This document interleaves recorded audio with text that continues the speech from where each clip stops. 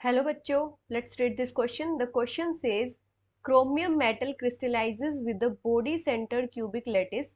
The length of the unit cell is found to be 287 picometer. Calculate the atomic radius.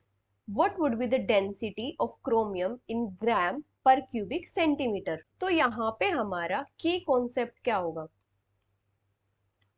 हमें पहले पता होना चाहिए कि बॉडी सेंटर्ड यूनिट सेल में एटम्स कहाँ कहाँ प्रेजेंट होते हैं।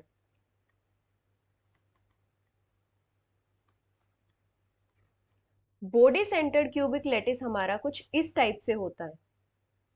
इसमें एटम्स प्रेजेंट होते हैं सारे के सारे कॉर्नर्स पे और एक एटम प्रेजेंट होता है हमारा बॉडी सेंटर पे।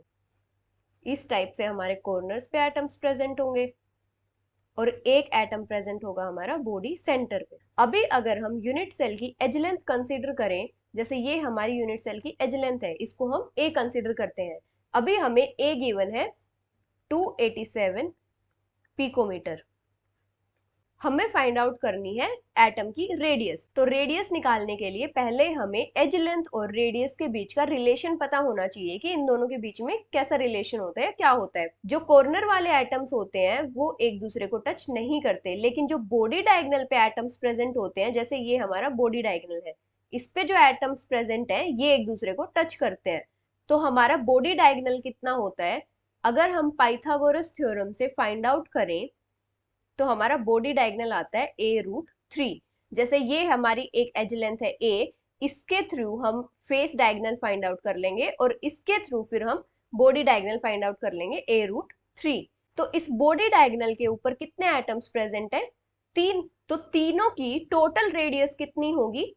4r। क्योंकि ये वाला पार्ट पार्टिसिपेट नहीं कर रहा और ये वाला पार्ट भी पार्टिसिपेट नहीं कर रहा, बॉडी डायगोनल के ऊपर प्रेजेंट नहीं है, सिर्फ ये वाला पार्ट और ये पूरा का पूरा एटम और इस एटम का ये पार्ट ही बॉडी डायगोनल के ऊपर प्रेजेंट है। तो 4r हमारा कितना हो जाएगा? a√3 के इक्वल। अभी हम यहाँ से r की वैल्यू निकाल सकते हैं, r equals to a√3/4। a की वैल्यू हमें गिवन है 287 पिकोमीटर। तो r हमारा जो रेडियस है वो यहाँ से क्या आ जाएगी?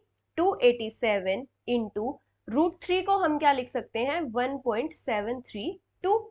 तो यहाँ पे हम वैल्यू पुट कर लेंगे 1.732 डिवाइडेड बाई 4। तो हमारी रेडियस की वैल्यू कितनी आ जाएगी? 124.27 पिकोमीटर। ये हो जाएगी हमारी एटम की रेडियस। अभी इन्होंने पूछा है कि क्रोमियम की डेंसिटी कितनी होगी।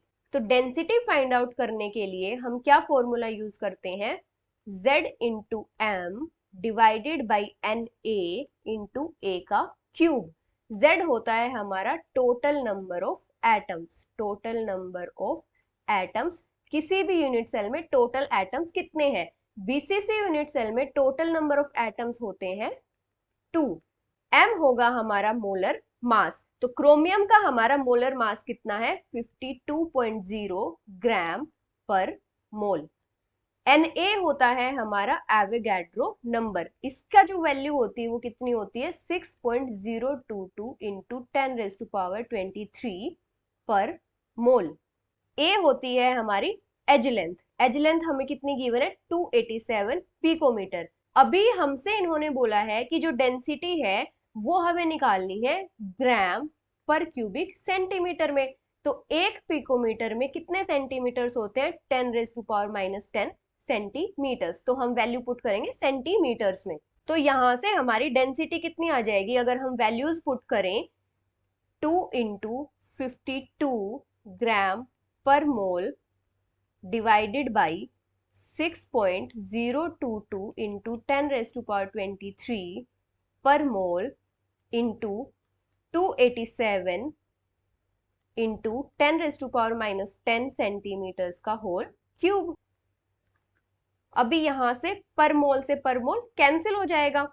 अगर हम इसको थोड़ा और सिंप्लीफाई करें तो हमारी क्या वैल्यूज आ जाएंगी? 52 into 2 divided by 6.022 into 10⁻23 into 287 into 10⁻30, इसका क्यूब हो जाएगा और ये हमारा कितना हो जाएगा? ग्राम पर क्यूबिक सेंटीमीटर के equal.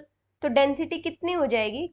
2 into 52 divided by 6.022 into 10⁻⁻7 into 287 का होल क्यूब ग्राम पर क्यूबिक सेंटीमीटर। तो यहां से हमारी डेंसिटी की वैल्यू कितनी आ जाएगी, 7.30 ग्राम पर क्यूबिक सेंटीमीटर। तो ये हो जाएगी हमारी क्रोमियम की density. So this is the final answer. Hope you understood it well. Best of luck.